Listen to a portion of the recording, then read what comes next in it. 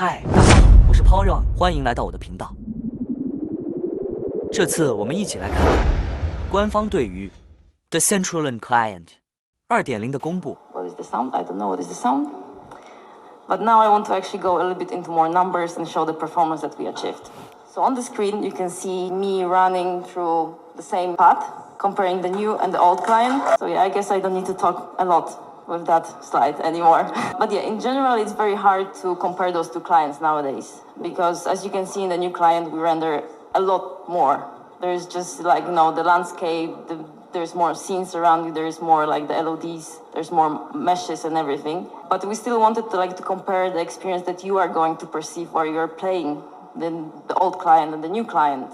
So that's why both of those recordings are made on Windows machines. I'm using quality settings set both to medium and high on both those captures.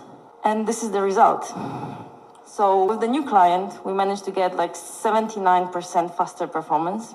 And one thing to add, as I said before, it's we are not comparing apples to apples here because we have so much more systems running on the new client. So if we would take all of those systems away, we would probably be around 400 faster with the new client compared to the old one.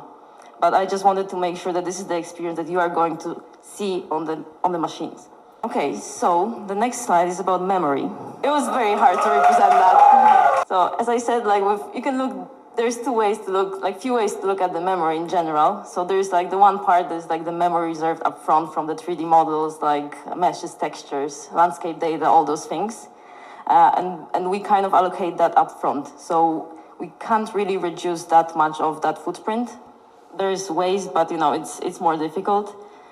So the other crucial part is the memory that all the game logic that is running every single frame generates and allocates. So this is the representation of that. So this is all the systems that are running every single frame allocating memory. So with the old client, we had quite a big spike being generated every single frame. And that means that when you're running, you would get the hiccups. The longer you run the client, you might experience crashes because memory is unlimited. There's memory leaks. It will just basically, I guess. Another slide is the hiccups.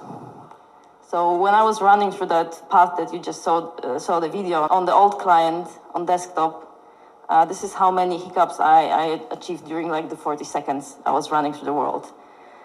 With the new client, it's a lot improved. You will probably see it soon. Okay, so as I said before, in the old client, we have the limit of 100 avatars. So now on this screenshot, I was just spawning 250 avatars and I was still getting a stable around 60 FPS on my machine performance.